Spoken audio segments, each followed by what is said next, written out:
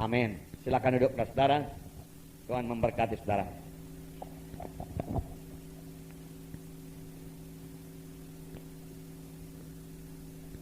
Masih dalam nama Yesus, pada hari Rabu yang lewat, saudaraku, saya mengajar di Institut Alkitab Rema, di mana saya mengajarkan bagaimana membangun gereja seturut dengan kitab Kisah Rasul.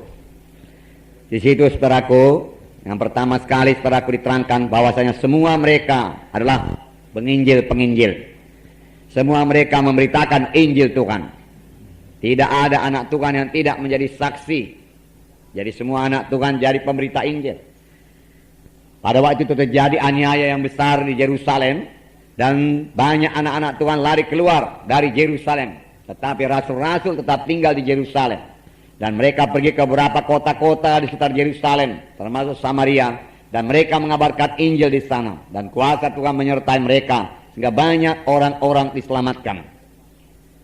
Saudaraku, tapi satu perkara lagi perlu kita perhatikan, bahwasanya anak-anak Tuhan dalam sidang pertama bukan hanya menyaksikan memberitakan Injil, tetapi hidup mereka sendiri menyaksikan Injil Tuhan.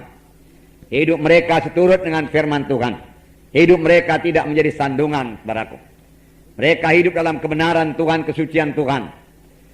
Jadi saudaraku, jiwa-jiwa melihat hidup mereka yang lain daripada orang dunia ini. Dan itu membawa berkat yang besar. Membuat jiwa-jiwa percaya akan apa yang mereka katakan, saudaraku. Karena hidup mereka menjadi contoh.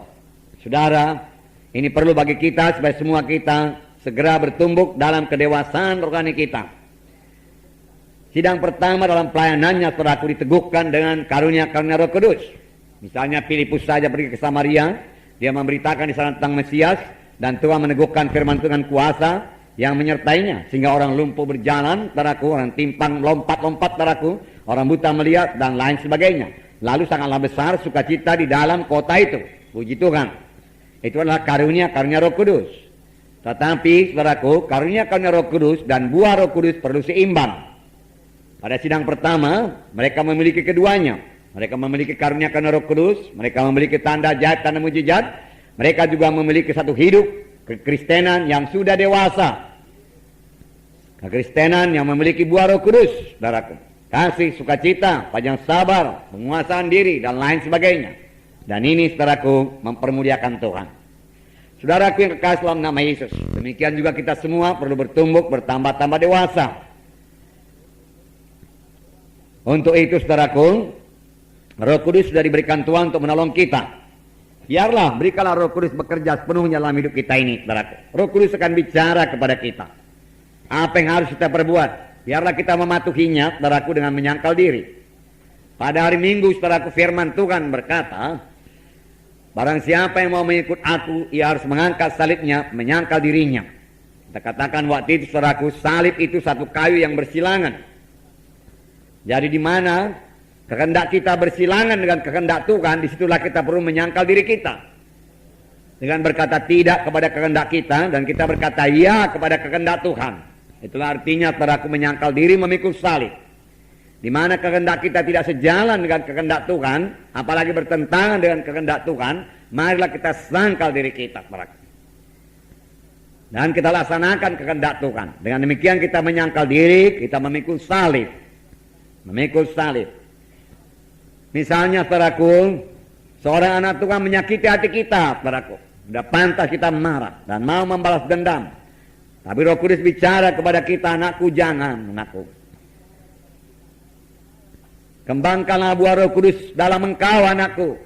Lalu kita menyangkal diri kita. Kita tidak marah, tidak membenci, tidak membalas dendam, saudaraku. Maka kita mengasihi dia dan mendoakan dia, saudara.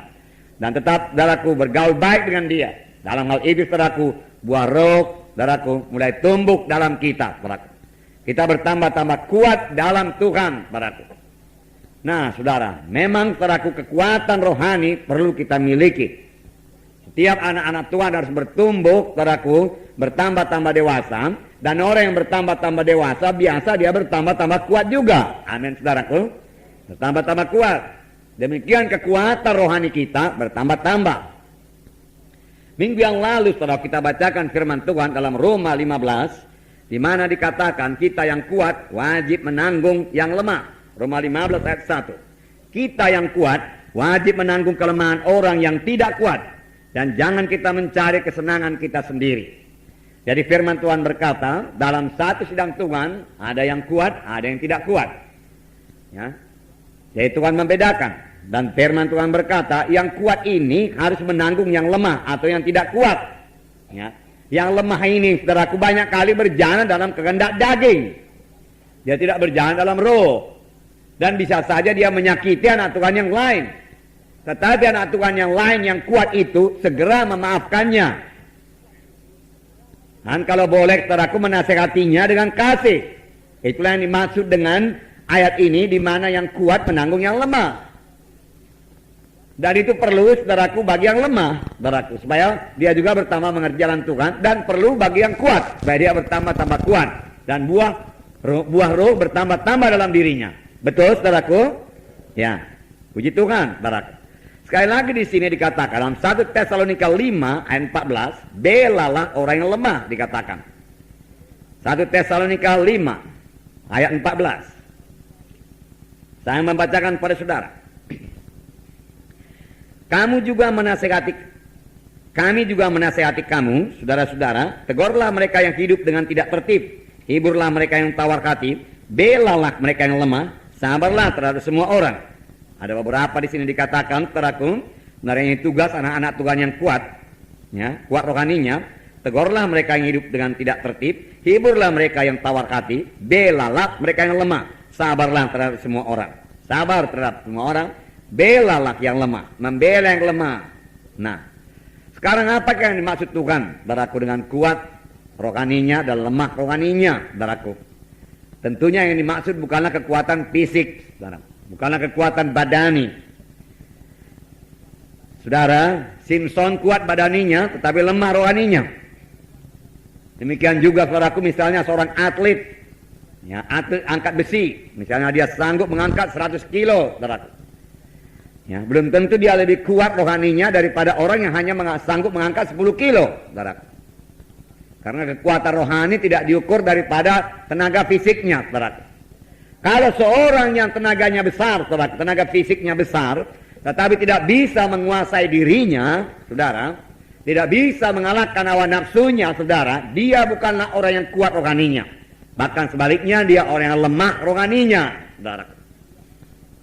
Seperti Simpson lah, saudara. Luar biasa kekuatan fisiknya, kekuatan jasmaninya, saudara. Tetapi dia sama sekali tidak bisa mengalahkan hawa nafsunya. Dia jatuh dalam bidang moral, saudara. Saudara, dia bukan orang yang kuat rohaninya. Marilah kita menjadi orang yang kuat rohaninya. Amin, saudaraku. Ya, tentunya, seperti saya katakan tadi, orang yang kuat rohaninya adalah orang yang sudah dewasa juga rohaninya.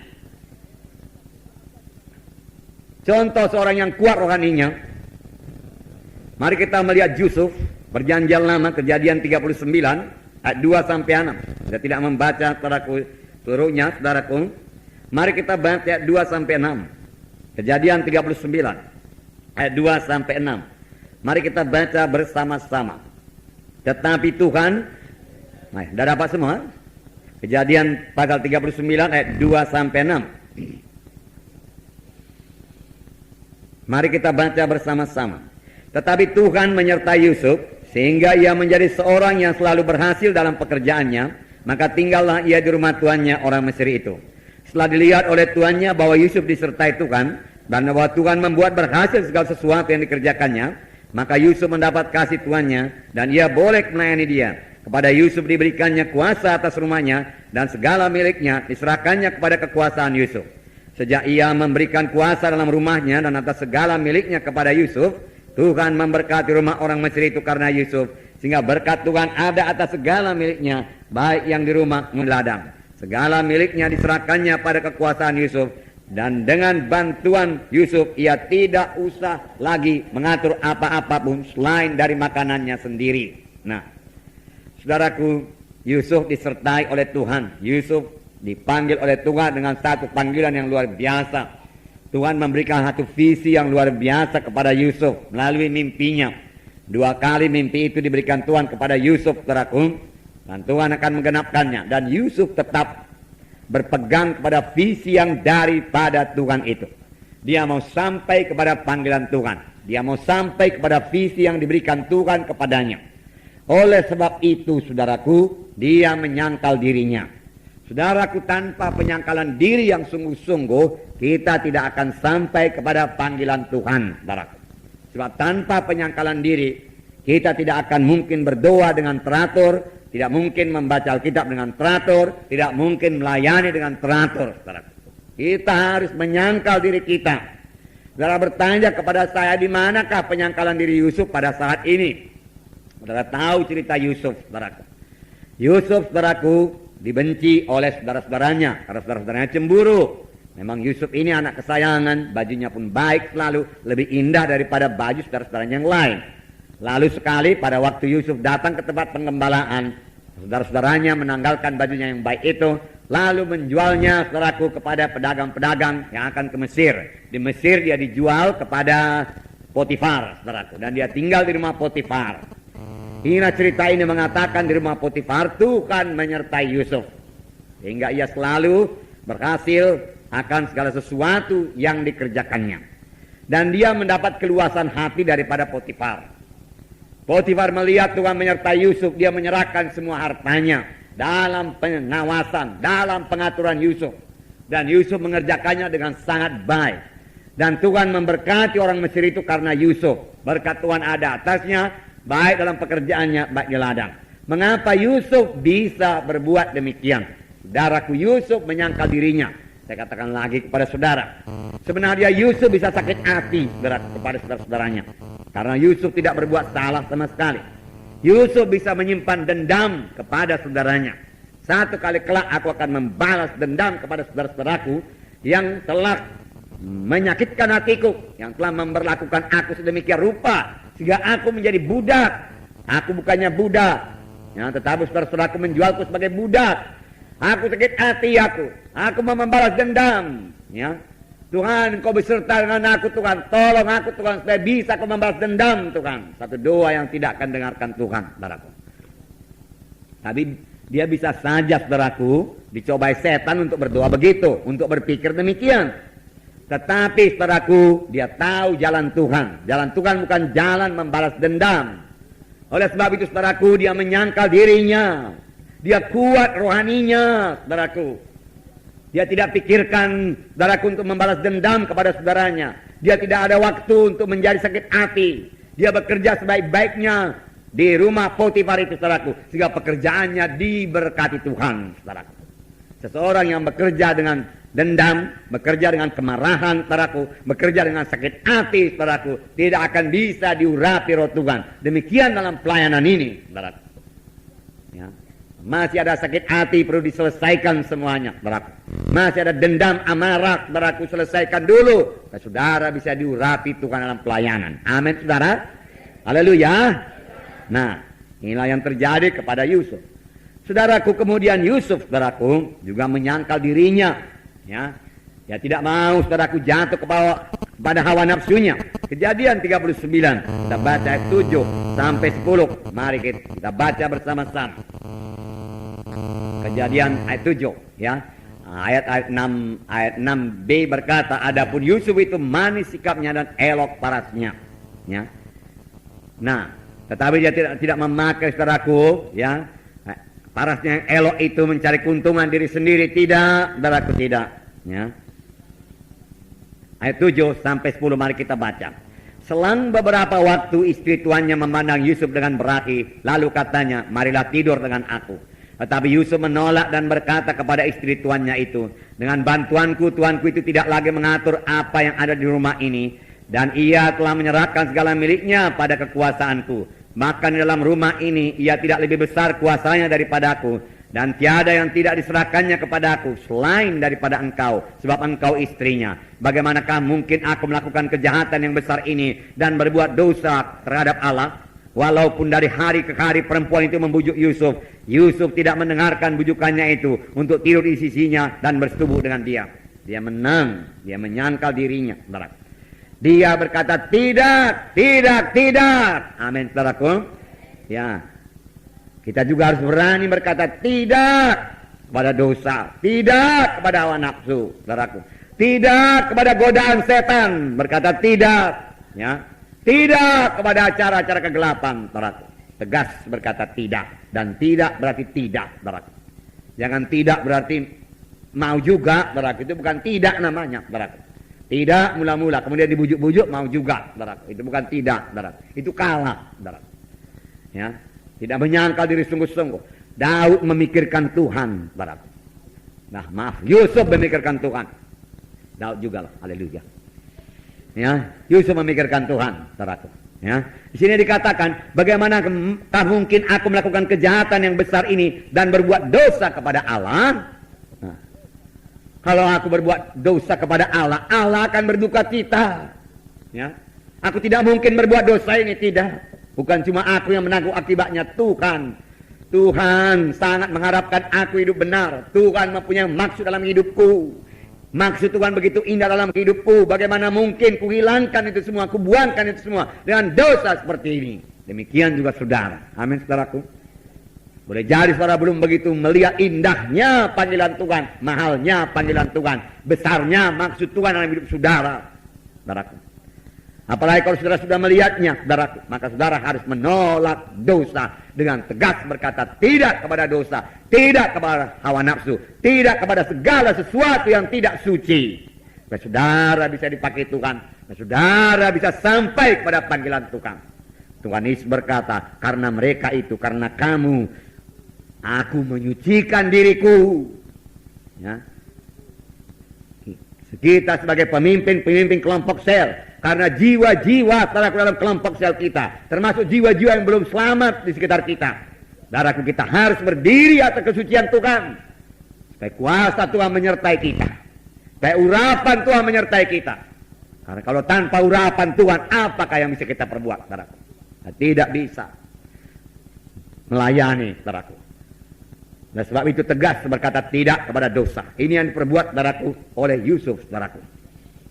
Walaupun itu membuat dia masuk penjara. Saudara, ada risikonya, saudaraku, tidak kompromi. Ada. Saudaraku, ada. Ya. Misalnya saudara, ya. Misalnya berkata tidak, saudaraku, kepada ulos lah kita katakan tidak. Ya. Karena ulos tidak bisa mengulusi saya untuk melindungi saya, memberkati saya, saudara berkata. Hanya darah Yesus yang mengulusi saya, saudara berkata. Ya. Puji Tuhan. Ya. Lalu saudara akan menerima tantangan. Nah. Tetapi kita perlu berdiri teguh di atas jalan Tuhan. Ya. Misalnya saudara berkata tuhor, tidak, aku tidak mau lagi pakai tuhor. Ya. Ya, tidak. Mengapa orang berkata? Ya. Ya, karena saya sudah dibeli Tuhan dengan harga tunai. Bukan dengan emas dan perak, tapi telah ditebus Tuhan dengan darahnya yang mahal. Darah Yesus. Saya telah ditebus, saya telah dibeli Tuhan. Maka kamu bukan milik kamu lagi. Maka saya ini milik Tuhan. Dan kamu tidak bisa memperjualbelikan saya. Amin. Ya. Saudara kan anak Tuhan. Ya, sudah ditebus Tuhan. Milik Tuhan, saudara, milik Tuhan. Ya. Saudara, kalau kita menjual belikan milik orang lain, saudaraku, kita tangkap polisi. Saudara. Kalau saudara kurang percaya, coba nanti saudara sampai di sana, ada Honda di sana, coba jual, saudara. Milik orang lain, saudara. Saudara berurusan dengan polisi, saudara. Apalagi menjual milik Tuhan, saudara. Tetapi saudara akan menerima aniaya, ya. Sama seperti Yusuf. Tidak menjadi persoalan padanya. Mari kita lihat Kejadian 39 ayat 20. Ya. Ayat 20 sampai 23. Mari kita baca lagi bersama-sama. Lalu Yusuf ditangkap oleh tuannya dan dimasukkan ke dalam penjara, tempat tahanan raja dikurung. Demikianlah Yusuf dipenjarakan di sana. Tapi apa yang terjadi dalam penjara? Mari kita baca. Tetapi Tuhan menyertai Yusuf dan melimpahkan kasih setianya kepadanya dan membuat Yusuf kesayangan bagi kepala penjara itu. Sebab itu kepala penjara mempercayakan semua tahanan dalam penjara itu kepada Yusuf, dan segala pekerjaan yang harus dilakukan di situ dialah yang mengurusnya. Dan kepala penjara tidak mencampuri segala yang dipercayakannya kepada Yusuf, karena Tuhan menyertai dia, dan apa yang dikerjakannya dibuat Tuhan berhasil. Pujilah Tuhan, saudaraku. Yang menyangkal diri ini, yang berjalan dalam kebenaran Tuhan, kesucian Tuhan, dibuat Tuhan berhasil. Amin, saudaraku. Tuhan membuat dia berhasil, saudaraku. Orang pun heran, ya, luar biasa berhasilnya Yusuf ini. Tapi dia ditangkap bukan karena salah, karena dia fitnah. Karena difitnah, barangkali tidak ada di antara kita yang pernah menerima fitnah yang demikian jahat, saudaraku. Dan hukumannya juga demikian berat. Masuk penjara pada zaman ini, saudaraku, belum tentu kapan keluarnya, saudaraku. Boleh jadi sampai mati di situ, saudaraku. Ya. Tetapi Yusuf, saudaraku, tidak juga baik hatinya, saudaraku. Tidak juga ada satu keinginan membalas dendam dalam dia. Buktinya setelah dia jadi penguasa Mesir, saudaraku, dia tidak berkata, panggil dulu istri Potifar kemari. Dia sudah berkuasa di seluruh Mesir. Dan dia tidak berbuat demikian, saudaraku. Dan dia lama berada dalam penjara, 13 tahun dalam penjara. Panjang sabar dia, saudaraku. Dan Tuhan menyertai dia. Ini yang penting, saudaraku. Puji Tuhan, saudaraku. Itu sebabnya dia sukacita, Tuhan menyertai. Penjara menjadi sorga karena beserta dengan Tuhan. Amin, saudara. Tapi bebas di dunia ini menjadi neraka kalau tidak beserta dengan Tuhan. Amin. Amin. Ya. Tapi walaupun kita bebas di dunia ini, kalau tidak beserta dengan Tuhan, kita sebenarnya dipenjarakan oleh dosa, dipenjarakan oleh hawa nafsu. Betul? Ya. Tapi di penjara dunia ini pun kita, kalau kita beserta dengan Tuhan, kita bebas bersukacita, bersekutu dengan Tuhan, dan bebas menerima kuasa Tuhan dalam hidup kita. Itulah yang terjadi kepada Yusuf, saudara. Nah, dia kuat dalam Tuhan. Kuat rohaninya, saudara. Kuat. Orang berkata, bodoh kau, dia kata. Ya. Tapi dia tetap sukacita. Sukacita. Dia tetap teguh. Kuat. Dalam keadaan-keadaan yang sukar. Kau dalam keadaan-keadaan berkat Tuhan, semua orang boleh memuji Tuhan. Haleluya Tuhan, puji Tuhan, Tuhan baik, dan lain sebagainya. Sembah kau Tuhan, sembah kau Tuhan. Betapa baiknya kau Tuhan. Haleluya Tuhan. Kasihmu tiada berkesudahan, dan lain sebagainya. Karena dia diberkati Tuhan, saudara. Betul, harus pun berbuat demikian, saudara. Tapi waktu keadaan-keadaan sukar juga, saudaraku, jangan hilang sukacita. Amin, saudara.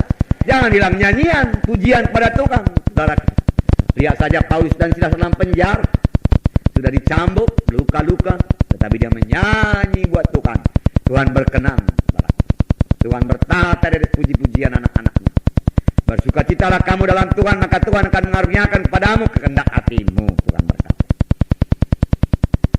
Nah, Yusuf tetap berjalan dalam kebenaran, tetap bersekutu dengan Tuhan, saudaraku. Tidak ada kepahitan, tidak ada maksud untuk membalas dendam atau marah, saudaraku. Tidak, saudaraku.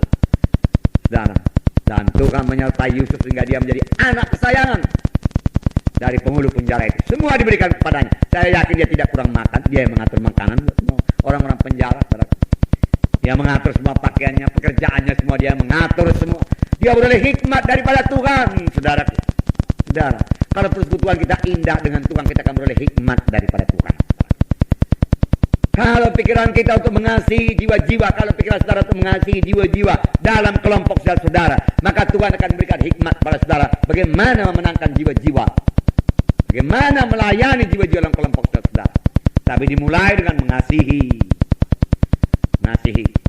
Nah, saudara, kemudian tingkatnya saudaraku, Yusuf menjadi penguasa Mesir. Kejadian 41 ayat 38. Kejadian 41 ayat 38 sampai 40. Mari kita baca bersama-sama. Kejadian 41 ayat 38 mulai sampai 40. Mari kita baca. Lalu berkatalah Firaun kepada para pegawainya, mungkinkah kita mendapat seorang seperti ini, seorang yang penuh dengan roh Allah?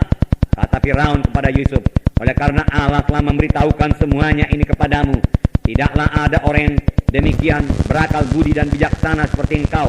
Engkaulah menjadi kuasa atas istanaku, dan kepada perintahmu seluruh rakyatku akan taat. Hanya tata inilah kelebihanku daripadamu, dan seterusnya. Oke, 41. Selanjutnya Firaun berkata kepada Yusuf, dengan ini aku melantik engkau menjadi kuasa atas seluruh tanah Mesir. Memang lebih cepat sampaian 41. Menjadi kuasa atas seluruh tanah Mesir. Nah, Yusuf saudaraku tidak juga menjadi sombong. Sudah orang kafir berkata engkau punya roh Allah, dia katakan nggak ada yang seperti engkau. Mana ada orang di Mesir ini yang punya roh Allah dalam dia seperti engkau. Saudara yang kasih dalam nama Yesus, memang dari mula Yusuf disertai oleh Allah. Amin. Roh Allah dalam dia. Tapi lihat pelayanannya, mengaturkan segala sesuatu. Dimulai daripada satu rumah tangga dulu, saudaraku, rumah tangga Potifar yang kecil. Yang barangkali saudaraku dia hanya mengatur makan untuk 10 orang. Ya. Perbelanjaan untuk 10 orang dari rumah Potifar itu dia atur sebaik-baiknya. Sampai dia mengerti bagaimana mengaturkan rumah tangga dengan sebaik-baiknya, saudaraku. Kemudian saudaraku lebih besar lagi, dalam satu penjara. Boleh jadi ratusan orang diatur di situ, saudaraku. Semua diserahkan kepada Yusuf. Dan Yusuf beroleh hikmat daripada Tuhan, disertai Tuhan, saudaraku. Roh Tuhan adalah roh hikmat yang memberikan kita hikmat. Diaturkan sebaik-baiknya. Saudara, sampai saatnya dia mengerti. Dan Tuhan mengirimkan juga kepada kedua orang pegawai raja ke dalam penjara itu, yaitu juru makanan raja dan juru minuman raja, supaya Yusuf lebih mengetahui lagi keadaan kerajaan Mesir, saudara.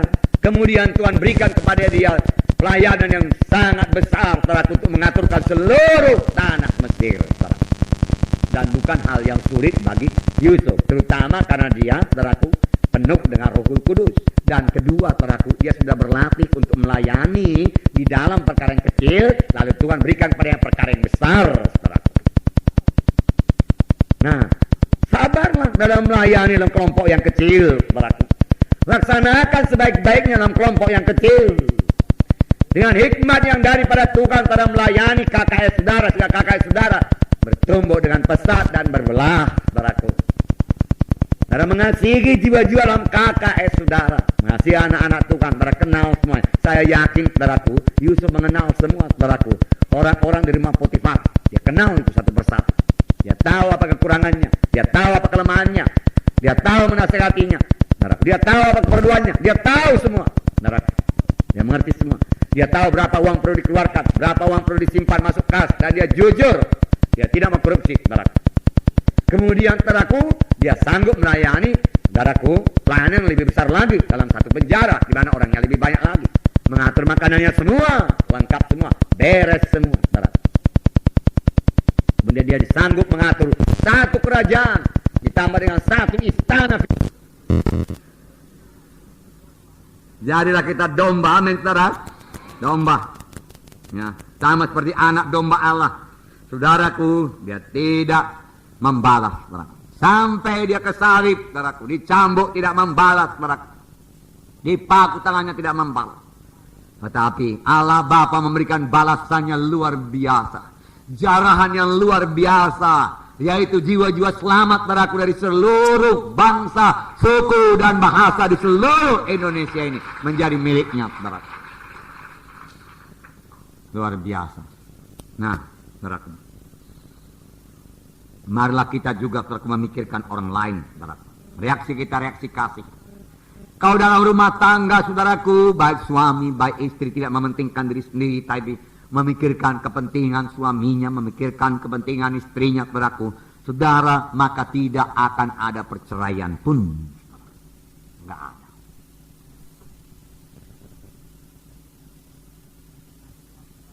Itulah dia, saudaraku, pokok pangkalnya, akarnya, saudaraku. Dari mementingkan diri sendiri, tidak mempedulikan yang lain, saudaraku.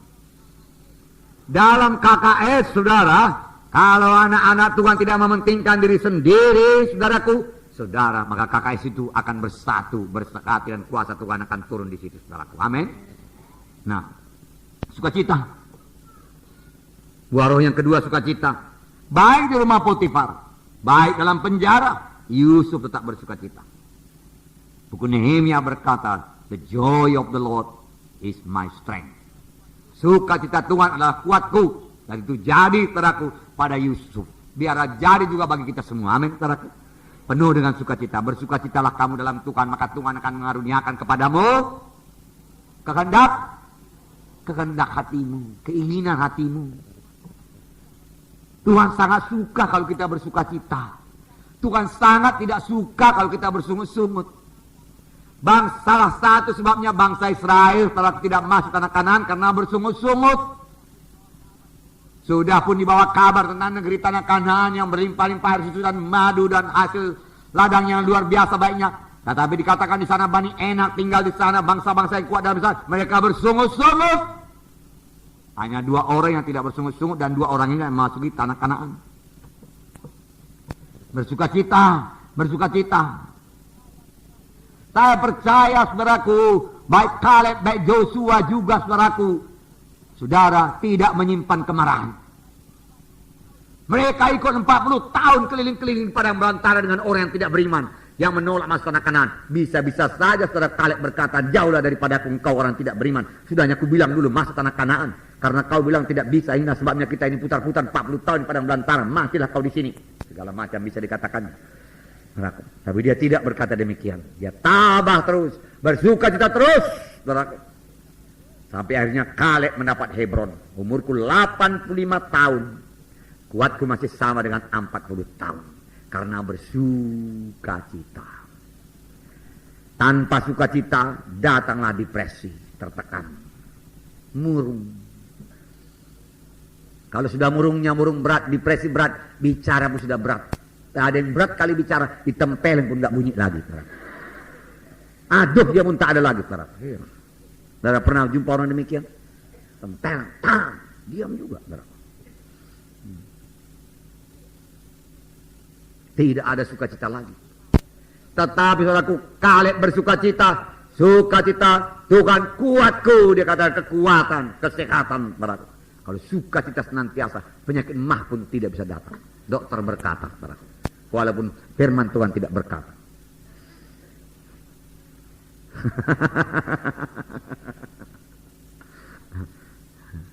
Sehat, saudaraku, sukacita. Nah, kerajaan sorga bukanlah hal makan, minum, tapi damai, sejahtera, dan sukacita dalam Roh Kudus. Sukacita, itu kerajaan sorga.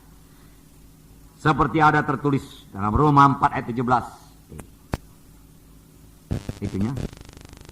Roma 14. Roma 14 ayat 17. Sebab kerajaan Allah bukanlah soal makanan dan minuman, tapi soal kebenaran, damai, sejahtera, dan sukacita oleh Roh Kudus. Sukacita oleh Roh Kudus. Dalam penjara saudaraku mereka bersukacita. Saudara Kristen-Kristen pertama dirampok saudaraku, barang-barangnya dijarah, dia bersukacita. Ibrani 10 ayat 34. Jadi sukacita kita juga tidak bergantung kepada harta dunia ini. Ibrani 10 ayat 34. Saya membacakan pada saudara. Memang kamu telah turut mengambil bahagian dalam penderitaan orang-orang hukuman. Dan ketika harta kamu dirampas, kamu menerima hal itu dengan sukacita. Sebab kamu tahu bahwa kamu memiliki harta yang lebih baik dan lebih menetap sifatnya, tentu saja di sorga. Mereka menerima aniaya, harta yang dirampas, dan firman Tuhan berkata mereka tetap bersukacita karena kamu tahu hartamu yang kekal bukan di dunia ini, tapi di sorga. Amin. Haleluya. Dan Habakuk lebih hebat lagi. Hilang semua, walaupun pohon ara tidak berbuah, pohon anggur mengecewakan, pohon zaitun layu-layu. Dan tidak ada lembu sapi dalam kandang. Namun aku mau beria-ria dalam Tuhan yang menjadikanku, menyelamatkanku. Oh, keselamatan. Sukacita dalam keselamatannya.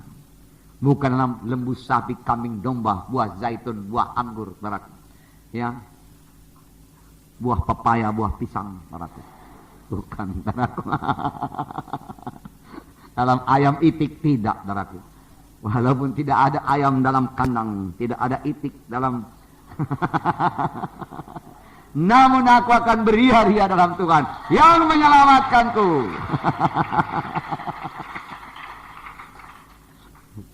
Ya. Yusuf ini hatinya lembut, saudaraku. Lemah lembut itu buah Roh Kudus. Amin. Ya.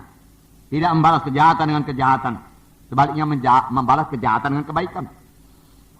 Kelemah lembutan adalah kekuatan untuk tidak membalas dendam.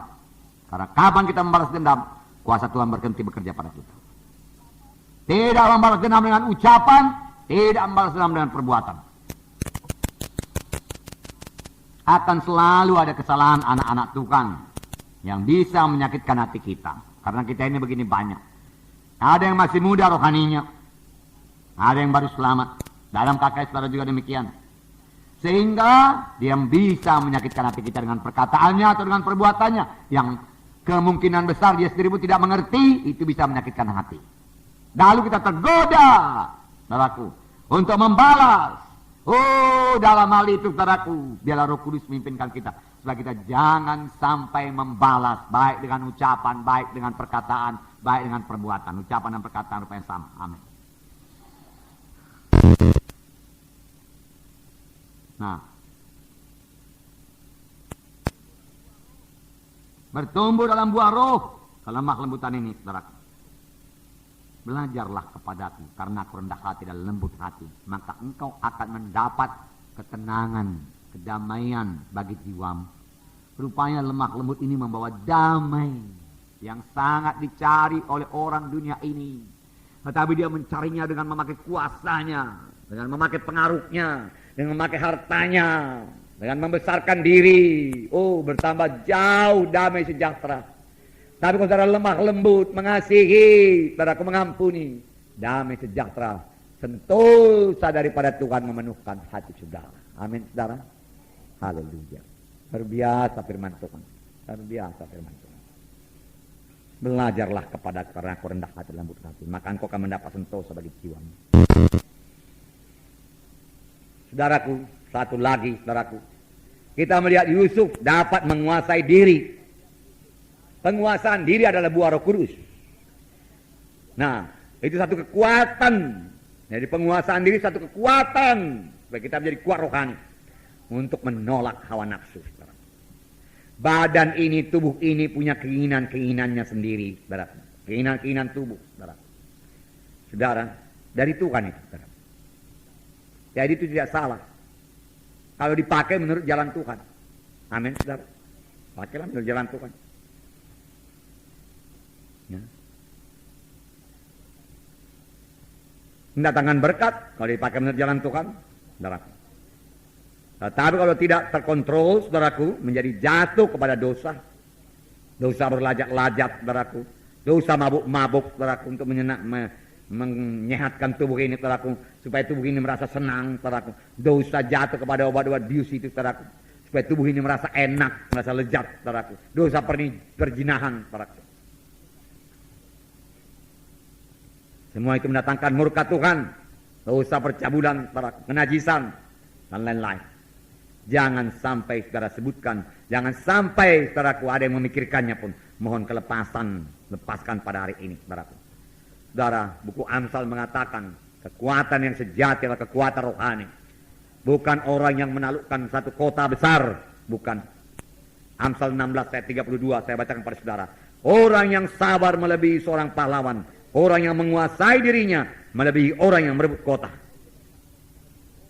Orang merebut kota pada zaman perjanjian lama ini adalah orang yang gagah perkasa, yang bisa berperang, saudaraku, yang bisa memainkan pedangnya dan tubuhnya kuat sekali. Dia gagah perkasa, tidak kenal takut. Tapi firman Tuhan berkata, orang yang dapat menguasai dirinya lebih gagah daripada orang yang dapat merebut kota. Orang yang dapat menguasai maraknya. Orang yang dapat menguasai nafsu makannya. Sehingga dia tidak berlajak-lajak. Dia bisa menyangkal diri. Orang yang bisa menguasai hawa nafsunya. Sehingga dia tidak jatuh dalam dosa percabulan perzinahan. Lebih gagah daripada orang yang menguasai merebut satu kota. Firman Tuhan mengatakannya. Firman Tuhan ini ya dan amin. Haleluya, saudara. Nah, puji Tuhan. Jadilah gagah perkasa dalam Tuhan. Haleluya. Saudara, pada akhir zaman godaan akan bertambah. Firman Tuhan berkata pada akhir zaman akan terjadi lagi pada zaman Nuh, sama seperti pada zaman Nuh dan sama seperti pada zaman Lut. Manusia berlajak-lajak memuaskan hawa nafsu. Godaan bertambah banyak, saudara. Penuh dengan Roh Kudus. Amin, saudara. Ya, jaga diri saudara. Ya. Atur waktu saudara. Atur hidup saudara. Dengan sebaik-baiknya. Hati-hati dengan TV. Jangan tenggelam dalam TV. Film-film itu nggak perlu ditonton. Hati-hati dengan film-film yang beredaran di luar, saudara, yang tidak baik. Gambar-gambar yang tidak baik. Jangan sentuh. Majalah-majalah yang tidak baik. Cerpen-cerpen yang tidak baik. Tidak usah itu semua. Saudaraku, pergaulan-pergaulan yang jahat merusak kebiasaan yang baik. Firman Tuhan berkata, saudaraku, ya, jangan duduk dalam himpunan orang-orang pengolok, jangan duduk jangan kompromi. Amin, saudara. Ya. Jangan ikut cara-cara berpakaian orang dunia ini, saudaraku. Ya, berpakaian yang sopan, saudara. Kalau saudara berpakaian tidak sopan, Roh Kudus pasti menegur saudara, dengarkanlah, saudara. Ya. Ya. Roh Kudus berkata, aduh mak, dikata.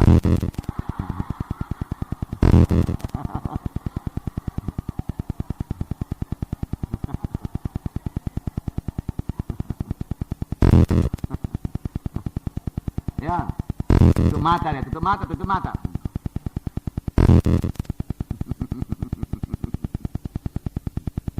Jangan juga cita Roh Kudus. Ya.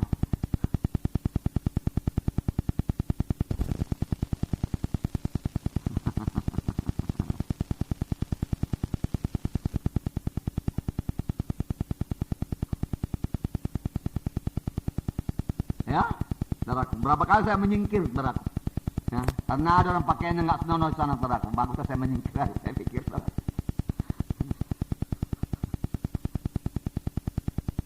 Nah, saudaraku, kalau matamu, gimana katanya? Saya tidak minta saudara mencukil mata. Jangan sampai di luar mencukil mata. Habis sangkal diri betul-betul. Penyangkalan dirinya harus kuat. Amin. Itu artinya ayat ini. Matius 5 ayat 29. Maka jika matamu yang kanan menyesatkan kamu, cungkilah dan buanglah itu. Karena lebih baik bagimu jika satu dari anggota tubuhmu binasa daripada tubuhmu dengan utuh dicampakkan dalam neraka. Mana pula ini? Kalau mata kanan dicungkil, mata kiri masih bisa melihat.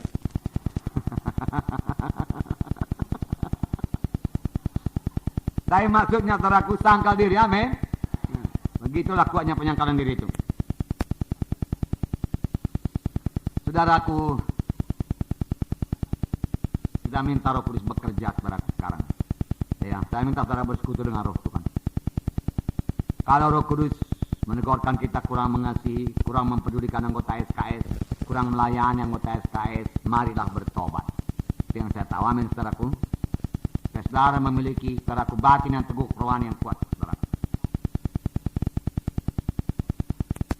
Kalau Roh Kudus menegurkan kita ini kurang mengasihi, sehingga kurang mengunjungi, kurang melayani jiwa-jiwa, saudaraku, marilah bertobat dengan menambahi perkunjungan, dengan memperhatikan jiwa-jiwa yang tidak datang di kelompok sel. Supaya kita tahu mereka semua, kita layani mereka sebaik-baiknya. Sama sebagaimana Yusuf melayani orang-orang di rumah, di jiwa-jiwa di rumah Potifar sebaik-baiknya, dan Tuhan menyertai dia. Dan Tuhan membuat dia berkasih. Karena dia bergerak dalam kasih. Kasihilah jiwa-jiwa dan kakak saudara. Maka Tuhan akan menyertai saudara. Dan memberkati saudara. Roh Tuhan menegurkan, saudaraku, kita ini kurang menginjil. Hati kita kurang hancur kepada jiwa-jiwa yang terhilang. Marilah kita bertobat. Saudaraku, supaya hati kita yang tambah tergerak oleh belas kasihan. Firman Tuhan berkata, karena kasih Kristus menggerakkan hati kami. Kurang menginjil, mari menginjil. Sama sebagai sidang pertama, semuanya menginjil. Baik dari perkataannya, kesaksiannya, baik dari hidupnya. Apalagi saudara sudah masih sudah kitab Rema. Marilah mulailah melayan. Bukan sudah tamat dalam melayan. Sekarang melayani. Amin, saudaraku. Sekarang melayani. Bukan sudah tamat saudara punya buah Roh Kudus. Sekarang mulai punya buah Roh Kudus. Amin. Sekarang ini saudara bergaul dengan lebih banyak anak-anak Tuhan. Maka saudara akan lebih mudah tersinggung, lebih mudah marah. Saudaraku. Disitulah saudara tidak tersinggung, tidak marah, sehingga bisa membentuk saudara bertambah-tambah dewasa. Buah Roh Kudus muncul dari saudara, amin. Nanti saudara tempatkan saudaraku di kampung. Boleh jadi anggota cuma 30 orang, saudara. Dan orang kampung saudara tahu dia segan kepada saudara. Takkan berani dia menegur saudara. Nah, lalu kalau masih ada tabiat-tabiat yang tidak berkenan kepada Tuhan, tetap juga di situ nanti tabiatnya. Siapa yang menegurkan? Sekarang inilah. Jadi kalau teman saudara mengatakan saudara, ya, kau sudah baca Alkitab tadi, enggak usah marah. Syukur ada yang memperhatikan aku. Terima kasih lah saudara. Betul yang kau bilang itu. Memang Tuhan mimpin kau. Memang aku nggak baca Alkitab hari ini. Kalau yang nggak baca Alkitab, akui saja terus terang. Maka itu akan menolong saudara untuk lebih rajin baca Alkitab. Jangan pula dikatakan, saya sudah baca Alkitab. Saudaraku, untuk menjaga reputasi saudara yang hebat. Ya, orang suci. Walaupun tidak baca, okelah, menipu pun jadilah. Baca. Sudah kuapal itu semua, katanya pula. Rendah hati. Rendah hati, firman Tuhan 2 minggu yang lalu. Amin, saudaraku. Rendahan hati, membawa berkat, saudaraku. Ya. Nah, kalau hari ini Roh Kudus menegurkan kurang sukacita entah apapun sebabnya, entah uang saudara hilang lah, entah kurang uang saudara, ya. Ya. Tapi menjadi kurang sukacita, nggak ada alasan tidak bersukacita dalam Tuhan. Karena firman Tuhan berkata, bersukacitalah karena namamu tertulis dalam sorga. Nah, itulah dasar sukacita kita. Apalah artinya di dunia ini, 100 tahun, kalaupun dapat. Nama tertulis sorga, penduduk sorga. Tuhan minta kita bersukacita. Bersukacitalah kamu senantiasa. Sekali lagi kukatakan kepadamu, bersukacitalah kamu. Firman Tuhan berkata. Kurang bersukacita, perlu bertobat. Kurang lemah lembut, mari bertobat. Mengampuni, saudaraku. Jangan membalas kejahatan dengan kejahatan. Jangan pikirkan untuk membalas. Saudara. Berkati anak-anak Tuhan dalam KKS saudara. Maka KKS saudara bertambah-tambah bersatu. Bertambah-tambah dewasa. Saudara, kalau mereka, saudara juga memiliki hati yang lembut. Enggak ada itu. Gosip-gosip itu enggak ada. Hilang dia. Doa yang ada. Doa yang sungguh-sungguh yang ada. Lalu, kuasai diri saudara. Jangan jatuh pada pencobaan. Dosa-dosa kasar demikian, firman Tuhan berkata, menyebutnya pun malu. Menyebutnya pun malu. Saya jarang-jarang menyebutnya, saudara. Hanya beberapa minggu ini terpaksa saya sebutkan, saudaraku. Saudaraku, untuk mendisiplin berapa orang. Sidang ini, saudaraku, tetap dalam pimpinan Roh Kudus. Kalau masih ada dalam pikiran saudara hari ini, mohon darah menyucikan. Bertobat sungguh-sungguh, saudaraku. Bertobat, nggak ada jalan lain. Bertobat. Ampuni aku Tuhan. Walaupun belum kulakukan Tuhan, dalam pikiranku ada Tuhan. Jangan lama-lama di dalam Tuhan. Nanti kalau lama-lama di dalam dia akan menguasai aku. Memang semua dari pikiran. Jangan biarkan. Pikirkan barang apa yang baik, yang suci, yang mulia. Pikirkan pekerjaan Tuhan, pikirkan pelayanan Tuhan. Pikirkan untuk menolong, pikirkan untuk berbuat baik. Pikirkan untuk menginjil. Pikirkan untuk berkorban. Amin, saudaraku. Haleluya. Silakan berdiri, saudaraku. Tuhan memberkati saudara. Haleluya. Haleluya.